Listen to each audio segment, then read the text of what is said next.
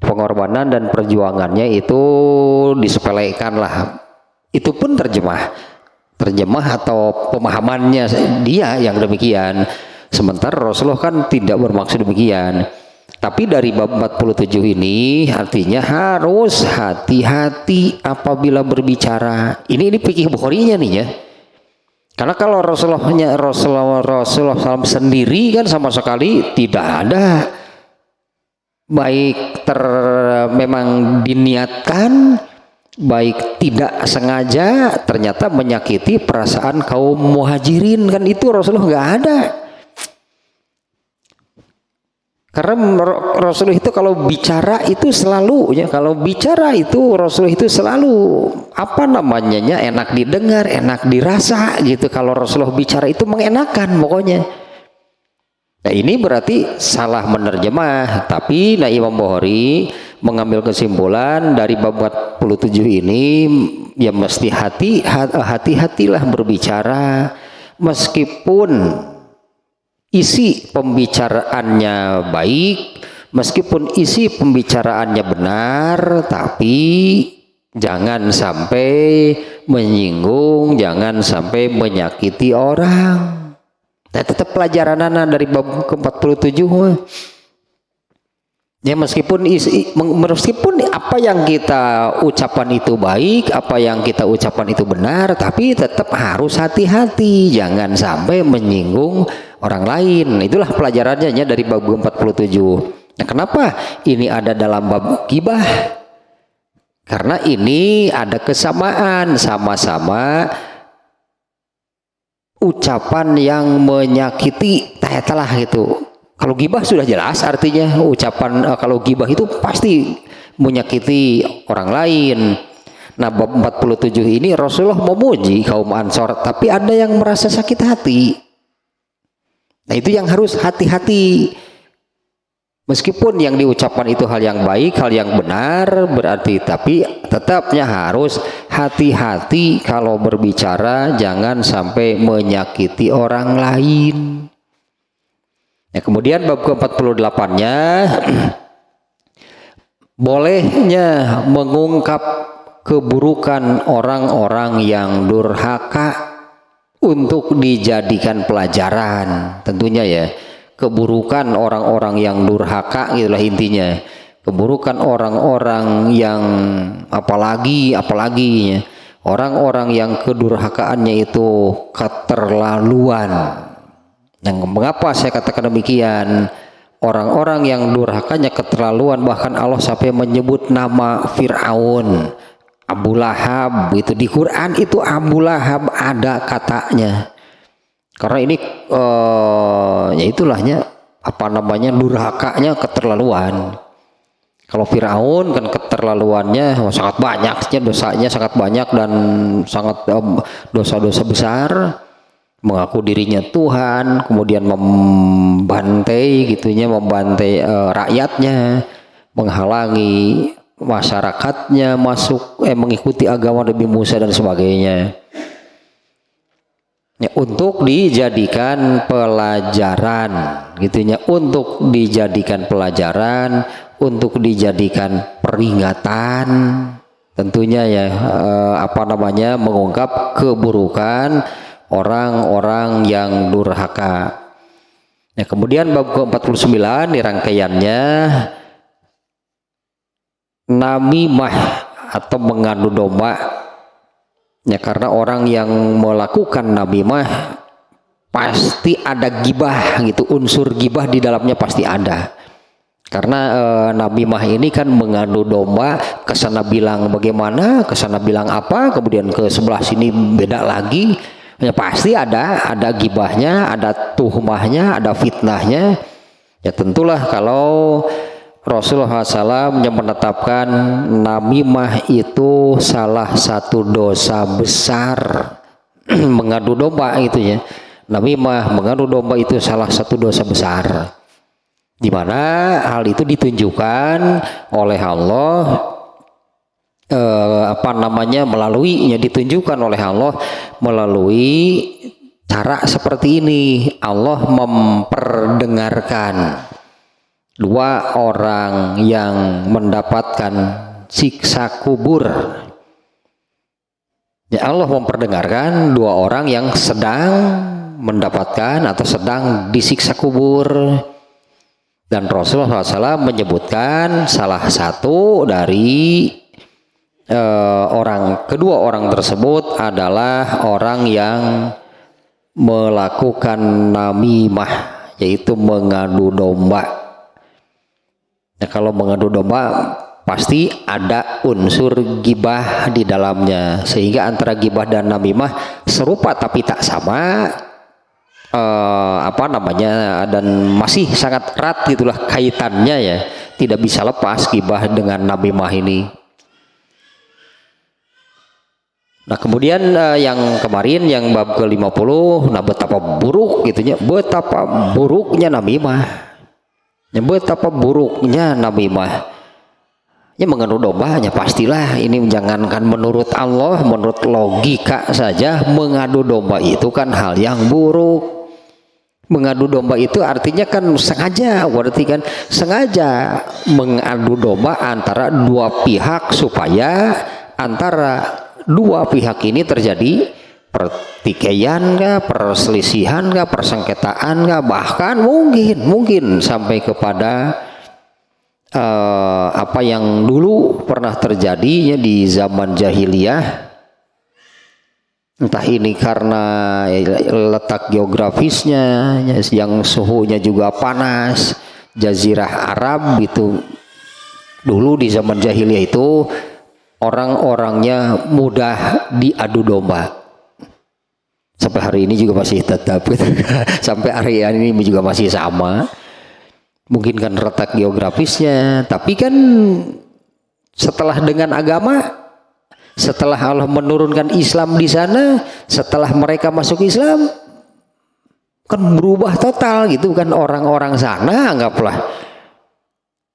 Ini yang sering dan selalu saya jadikan contoh ya, Abu Bakar juga kan orang sana, Umar bin Khattab juga orang sana kan, Utsman bin Affan, Ali bin Abu Thalib, tapi dengan Islam mereka menjadi manusia yang terbaik.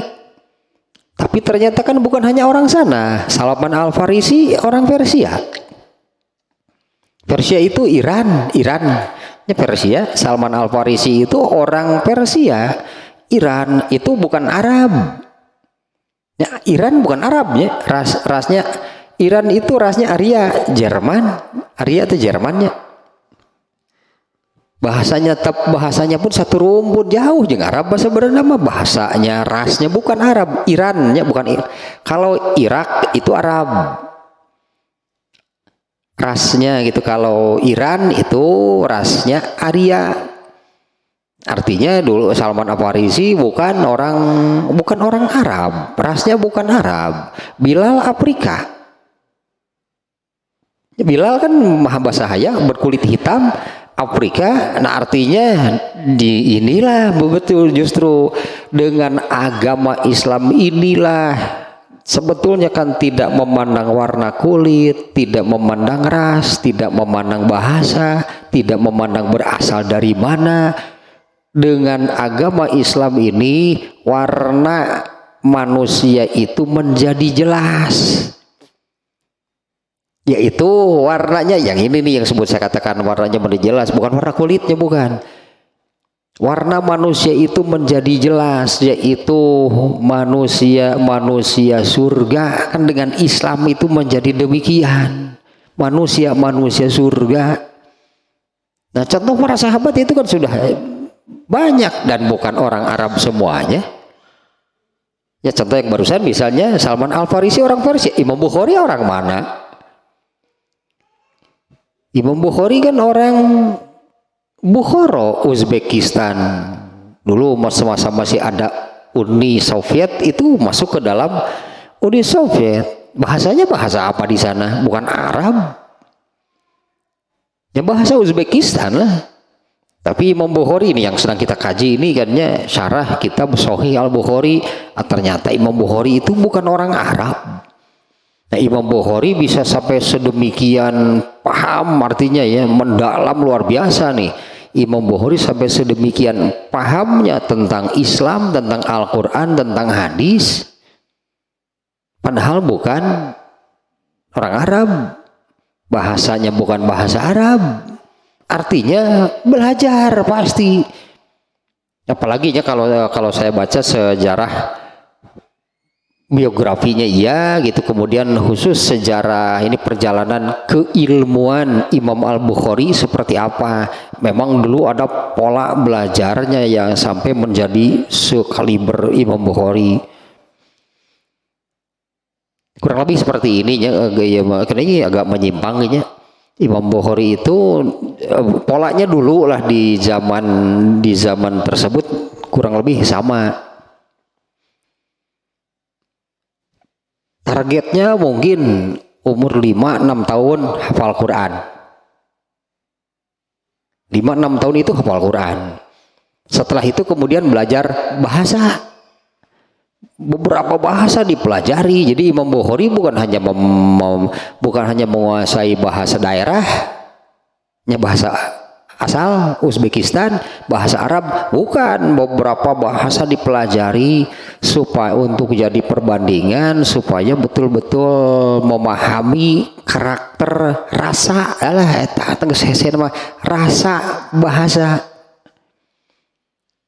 Karena setiap bahasa itu ada rasanya, beda-beda rasanya. Coba misalnya ini kita aja ya, untuk maksud yang sama kita ungkapkan dengan bahasa Indonesia misalnya, kita ungkapkan dengan bahasa Indonesia, lalu kita ungkapkan dengan bahasa Sunda, maksud sama, rasa nggak akan sama. Apalagi dalam bahasa Sunda mah ada kecap pangantep, ada diberi sipan imbuhan dan sebagainya. Naon lamun diundang mah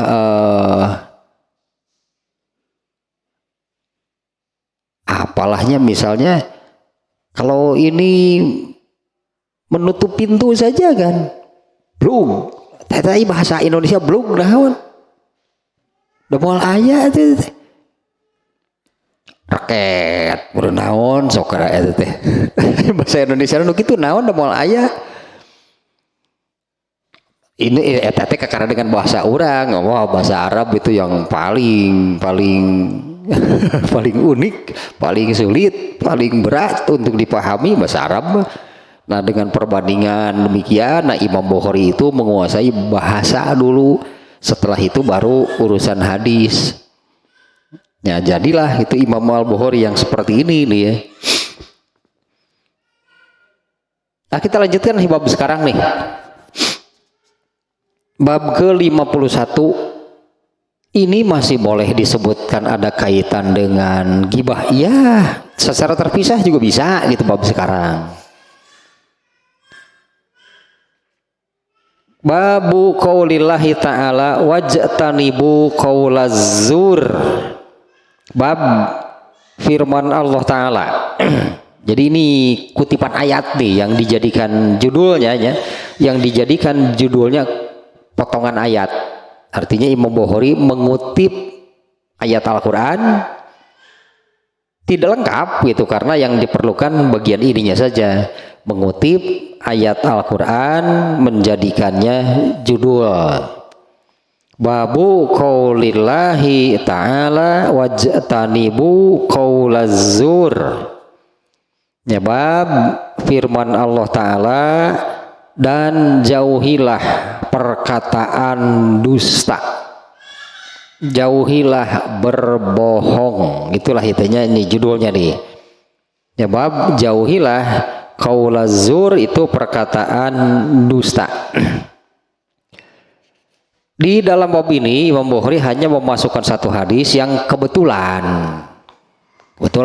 ya, ini bab ini kita kaji di bulan ini, bulan Ramadan. Hadisnya ada kaitan dengan bulan Ramadan.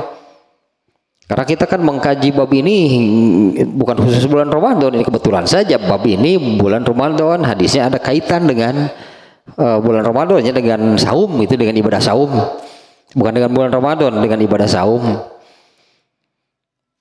Hadisnya hanya ada satu nih di bab ini ya. Sekali lagi judulnya mengutip di mana isinya adalah perintah itu dari Allah untuk menjauhi dengan kata wajtanibu. Alah, kita lihat nih ya kata ini nih. Ini judulnya seperti ini.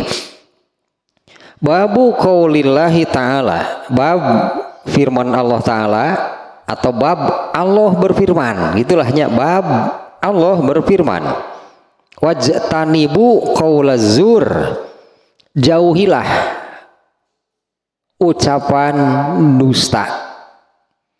Ini kata wajtanibu, kita lihat di ayat yang lain maksudnya demikian ya.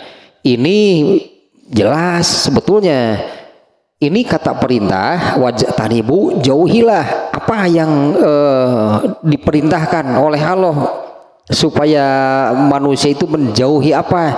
Kalau di ayat ini, di bab ini, qaulaz zur yaitu ucapan dusta atau jauhilah berbohong. Kurang lebih demikian lah, jauhilah berbohong. Nah ini saya katakan tadi, ini masih ada kaitan nggak dengan gibah, dengan namimah? Rada deketnya nu gibah jeung nu namimah teh jeung wadol teh. Nu gibah jeung namimah, pastilah bahwa bisa nggak kita memastikan kalau ada orang gibah, karena gibah itu kan seperti di dalam hadis kemarinnya, gibah itu adalah kamu membicarakan keburukan saudara kamu.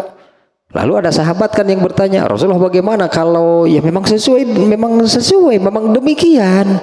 Saya ini mengatakan tentang saudara saya itu seadanya, benar kenyataannya demikian. Ya itulah yang namanya gibah.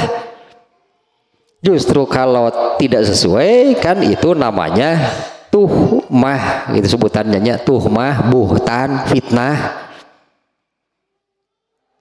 Tapi gibah semata-mata gibah gitunya, teu ditambahan, teu dibumbuan, rada hese gitu.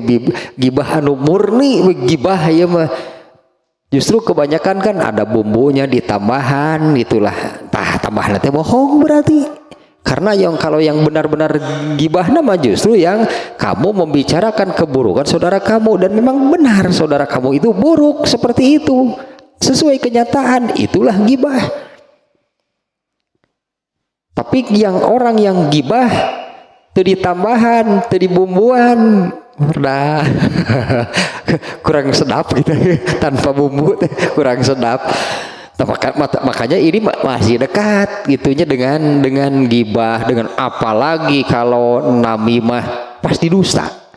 Kalau namimah pasti dusta, karena kan kesana ngomong apa, kesini ngomong apa, kenapa beda?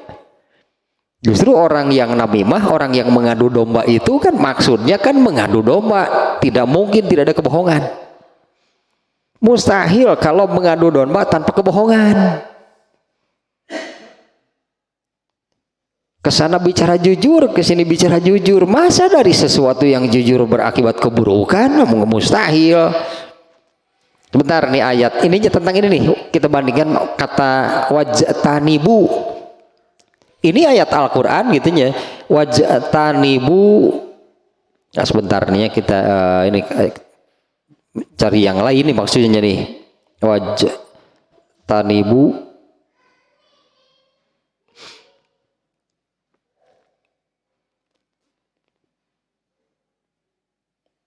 Nah ini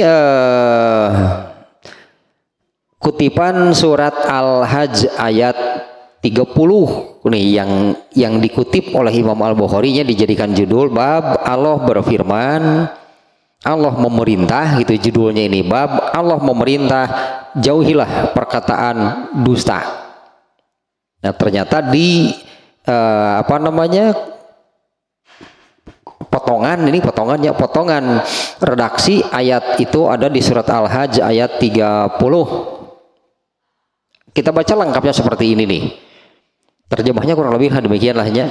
Demikianlah Allah memerintah, dan barang siapa mengagungkan apa-apa yang terhormat di sisi Allah, maka itu adalah lebih baik baginya di sisi Tuhannya.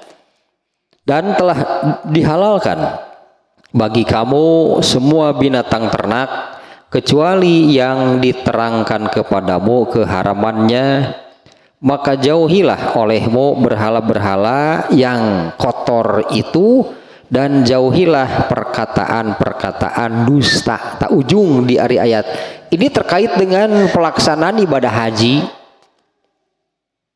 Sebetulnya ayatnya ini surat Al-Hajj nih ya, terkait dengan pelaksanaan ibadah haji. Nah tapi ini nih ada yang ujungnya fajtanibu rijsa, jauhilah berhala-berhala yang kotor itu, wajtanibu qaula zur, dan jauhilah perkataan atau perkataan-perkataan yang dusta.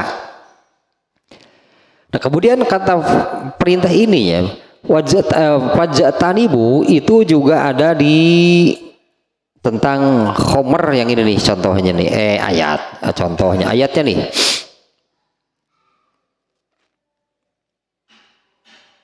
mana no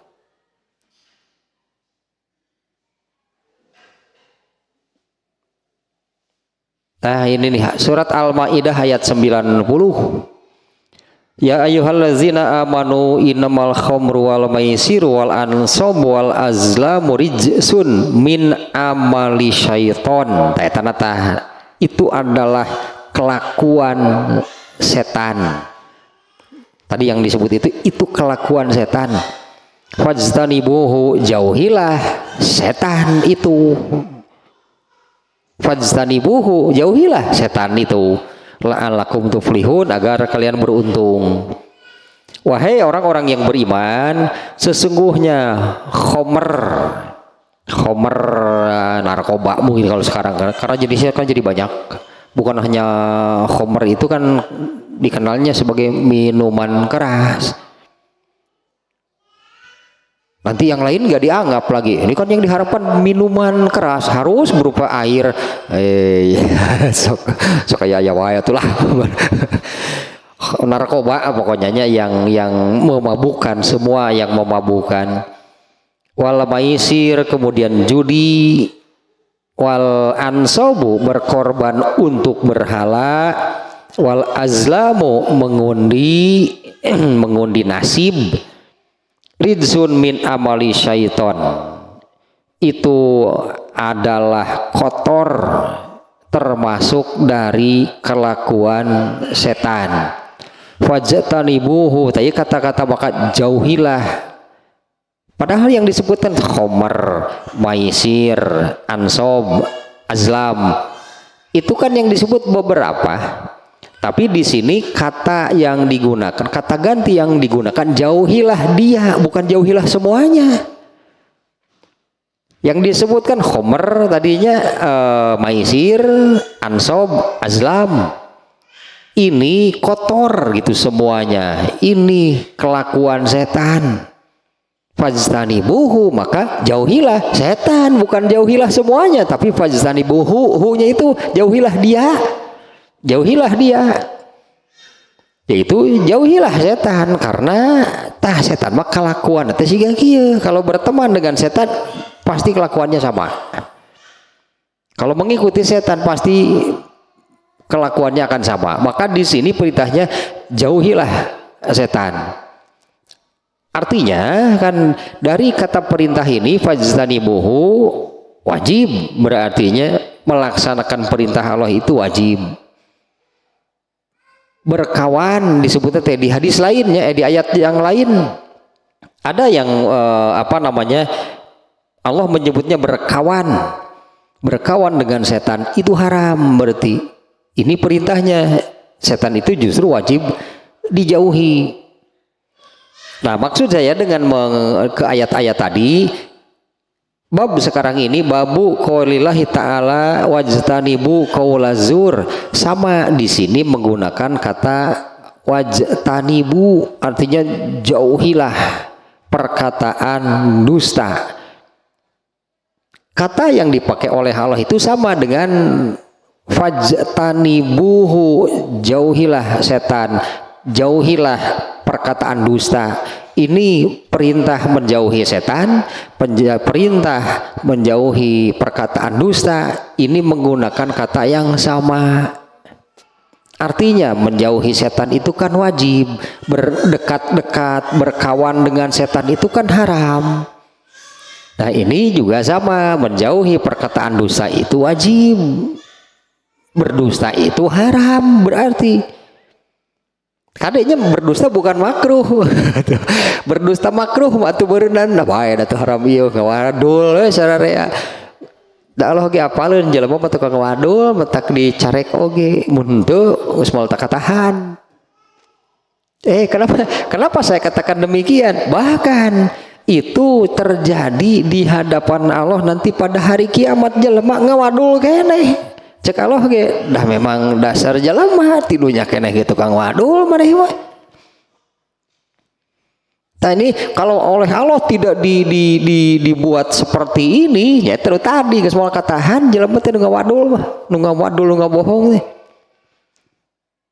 Bahkan ada disebutnya tukang bohong, tukang wadul. Aya nepi ka jelema anu nyalse ngawadul di hareupeun apaleun. Dieu ruan jeung urang teh. Nepi ka aya nu kitu disebutna teh jelema teh nyalse ngawadul di hareupeun apaleun. Enak saja berdusta padahal yang tahu bahwa dia sedang berdusta banyak. Tapi ketika dia berdusta, dia ini seolah-olah aman, kalem, padahal banyak ini orang yang tahu bahwa dia sedang berdusta. Itu penyakit hati berat kalau sudah seperti itu. Mun geus nyalse ngawadul di hareupeun apaleun wah gering teh mah. Gering teh penyakit penyakit berat gitu mah. Ah ini nih tentang berkawan dengan setannya dilarang keras berartinya yang tadi ayatnya Al-Maidah ayat 90 nya yang menyebutkan khomer, maisir, ansob, azlam ini kotor semuanya dan ini kelakuan setan. Kemudian Allah memerintahkan jauhi setan, bukan yang 4 itu. Yang Allah perintahkan jauhi setannya pasti aman dari maisir tadinya. Makanya domirnya satu, jauhi dia bukan jauhi semuanya. Nah kalau tidak demikian Allah menyebutnya berkawan dengan setan nih ayatnya nih. Surat Al-Hajj ayat surat Al-Hajj ayat 3. Wa minan nasi may yujadilu fillahi bighairi ilmi wa yattabi'u kulla syaitonin marid. Dan di antara manusia ada yang berbantah-bantahan tentang Allah tanpa ilmu dan hanya mengikuti setan yang sangat jahat. Ini ayatnya berat sebenarnya. Dan di antara manusia ada yang berbantah-bantahan tentang Allah tanpa ilmu dan hanya mengikuti setan yang sangat jahat.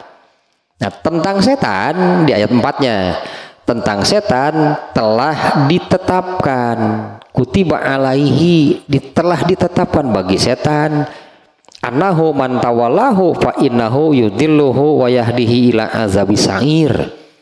Nah tentang setan itu telah ditetapkan bahwa siapa yang berkawan dengannya maka dia akan menyesatkannya dan membawanya ke azab neraka yang pedih.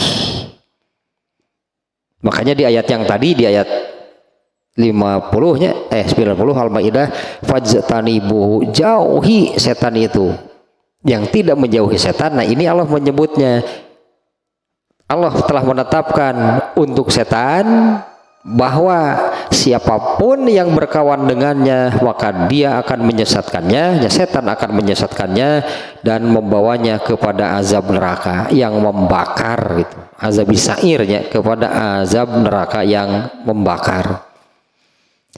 Nah kembali lagi ke sini nih ya. Ini tentang berbohong berarti atau perkataan dusta. Sebetulnya banyak sih dalilnya, banyak dalilnya tentang sekitar berdusta. Misalnya ayatul munafiki salasun, ciri orang munafik itu 3. Iza haddasa kazaba, wa iza wa'ada akhlafa, wa iza tu'mina khona. Ciri munafik itu ada 3. 1, apabila berbicara dia dusta. 2, apabila janji dia ingkar. 3, apabila diberi kepercayaan berkhianat. Nah, yang dimaksud dengan ciri munafik ini adalah orang-orang munafik yang notabene kafir mereka. Apabila Al-Quran menyebut, hadis menyebutkan munafik itu orang kafir yang berpura-pura masuk Islam. Di zaman Rasulullah SAW ada kelompoknya mereka dipimpin oleh Abdullah bin Ubay.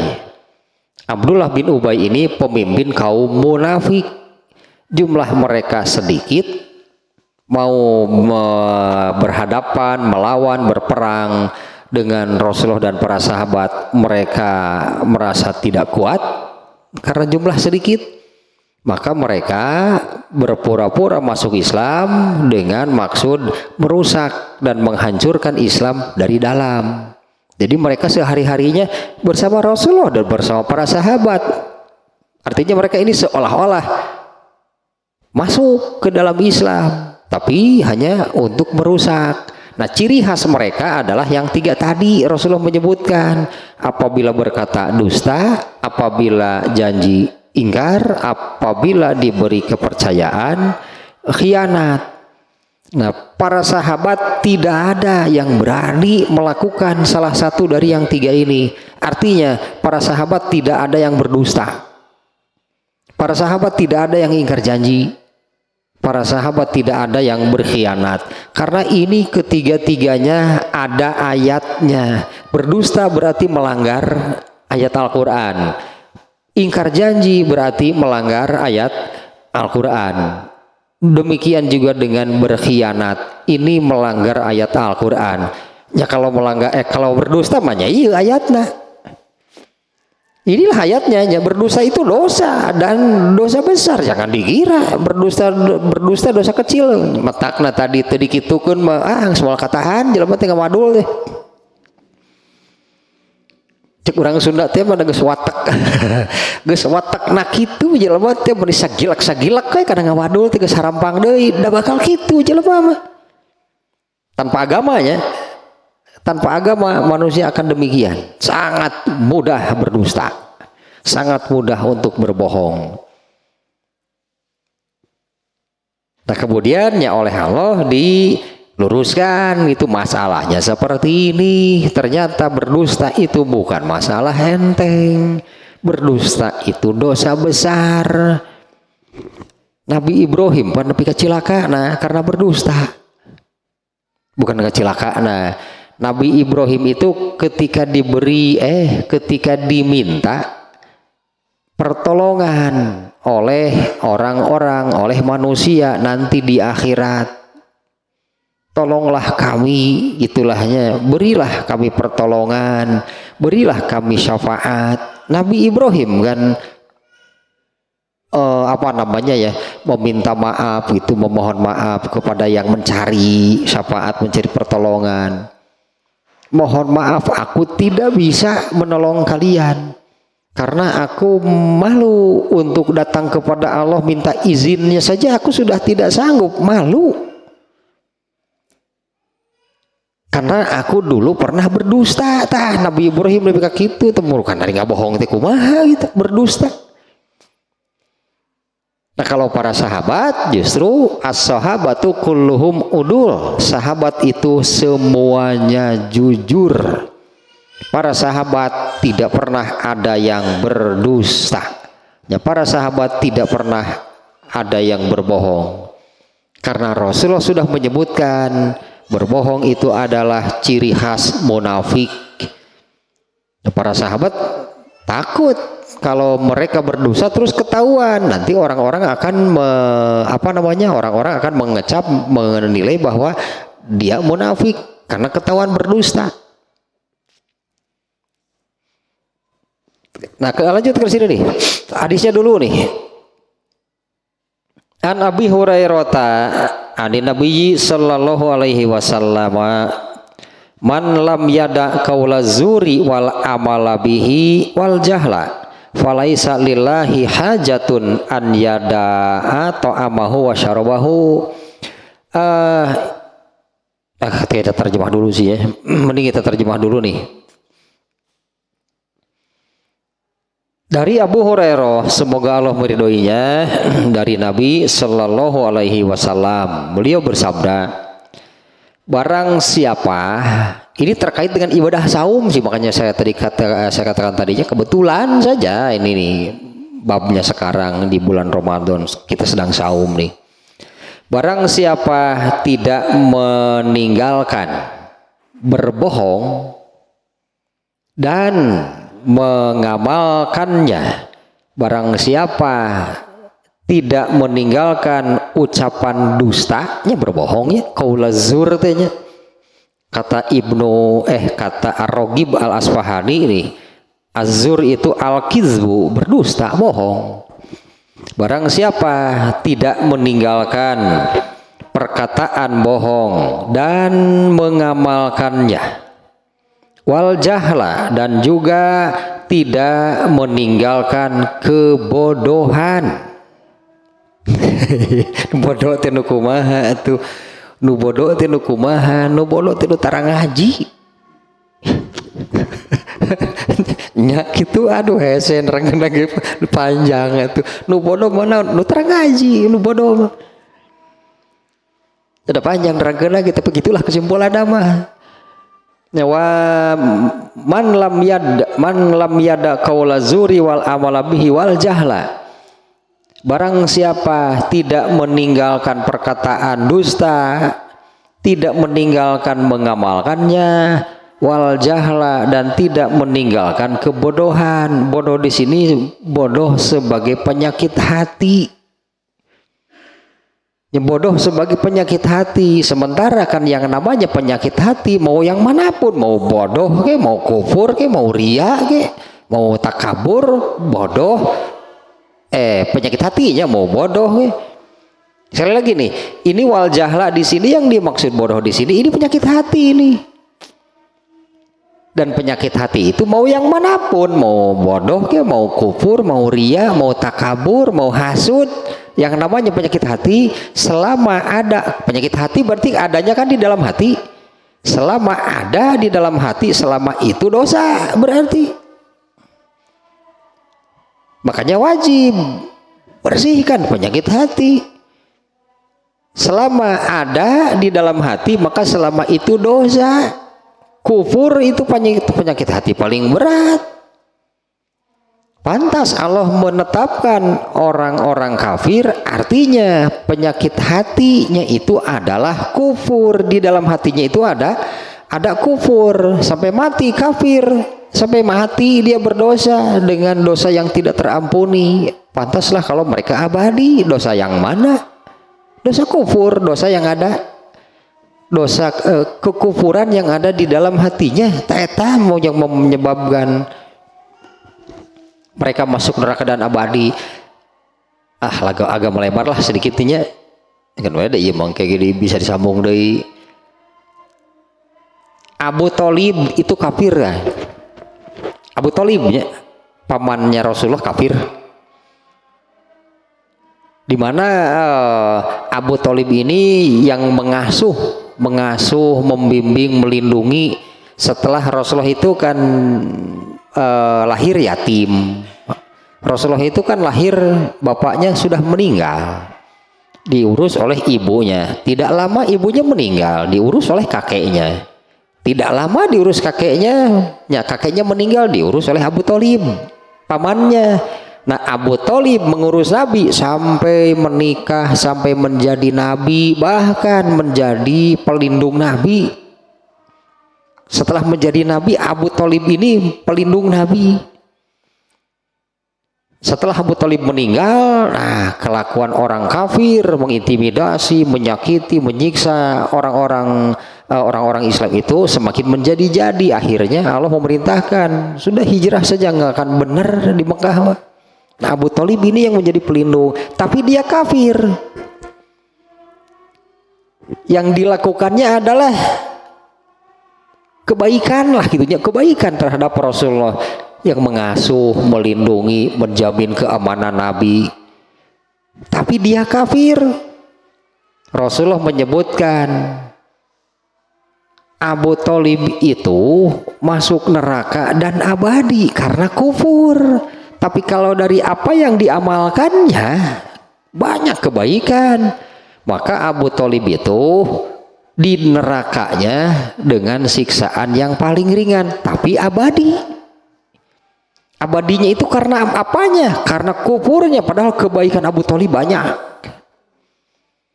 Andai itu jadi pahala, itu yang mengurus Nabi sejak kecil, sejak kecil anak-anak remaja sampai dewasa, sampai menikah, sampai menjadi Nabi saja Abu Thalib itu masih melindungi. Tapi dia masuk neraka dan abadi karena kufur. Padahal kebaikannya banyak, gugur semua kebaikannya. Tapi Abu Thalib itu mendapatkan siksaan paling ringan karena nggak ada keburukan. Selain dia kufur itu nggak ada keburukan. Anggaplah Abu Thalib tidak seperti Firaun, tidak seperti Abu Lahab, keterlaluan lagi geus kufur teh deui mun cek urang mah geus mak kufur. Firaun mah banyak lagi dosa-dosa besar yang lainnya. Kalau Abu Thalib hanya kufur saja, sementara dia itu sangat baik terhadap Rasulullah. Karena kufurnya inilah Abu Thalib abadi. Tapi siksaan di nerakanya paling ringan, yaitu di nerakanya hanya sampai mata kaki. Hanya sampai mata kaki apinya itu. Tapi dengan api yang demikian pun kan membuat isi kepalanya mendidih. Jadi neraka bagi Abu Thalib itu hanya sampai mata kaki neraka nama. Kalau Firaun di jurang neraka yang paling dalam gitu. Kalau laut mah, kalau ibarat laut pantai gitu ya. Ali bin Abu Thalib mah yaitu di pantai, kena airnya hanya sampai mata kaki. Kalau Firaun di mana tuh? Di palung yang paling dalam Firaun mah. Di bagian samudra yang paling dalam itu Firaun mah disiksanya. Abu Thalib di pantai, apinya hanya sampai mata kaki, tapi abadi. Masalah nama abadinya itu karena kufur. Kufur itu adanya di mana? Kufur itu adanya di hati. Da amal nama henteu Abu Thalib. Hanya dosa kufurnya itulah yang membuat Abu Thalib abadi. Nah, eta penyakit hati. Nah, ini yang dimaksud di sini adalah barang siapa tidak meninggalkan perkataan dusta, artinya terus saja berdusta. Nanti ada dari yang hadis yang lebih parah nih tentang berdusta nih ya. Barang siapa tidak meninggalkan berdusta dan melakukannya, mengamalkannya, serta bodoh. Tanya bodoh di sini saya katakan bukan bodoh tidak tahu sesuatu, bodoh penyakit hati, tidak belajar. Panjang pasti. Yang banyak pengetahuannya tapi bodoh ada nggak? Nuk itu tuh banyak pengetahuan mah tapi bodoh. Bodohnya bodoh penyakit hati, bukan bodoh tidak tahu. Makanya banyak pengetahuan tapi kena oleh penyakit hati bodoh. Nah, falaisa lillahi hajatun an yada atau amahu wa syarabahu. Maka di sisi Allah nggak ada artinya dia meninggalkan makan dan minumnya. Maksudnya nggak ada maknanya, nggak bernilai di mata Allah ibadah saumnya. Barang siapa tidak meninggalkan berdusta, mengamalkannya dan bodoh, maka tidak ada kepentingan bagi Allah. Maksudnya maka Allah tidak menganggap ibadah saumnya di mana dia meninggalkan makan, meninggalkan minum, nggak ada artinya di mata Allah. Apabila Ya artinya saum gitu, saum mengerjakan, dia tinggalkan makan, tinggalkan minum, artinya mengerjakan ibadah saum, tapi tidak meninggalkan ini yang diperintahkan apa namanya oleh Imam Al-Bukhari ini, bukan Imam Bukhari pemerintah.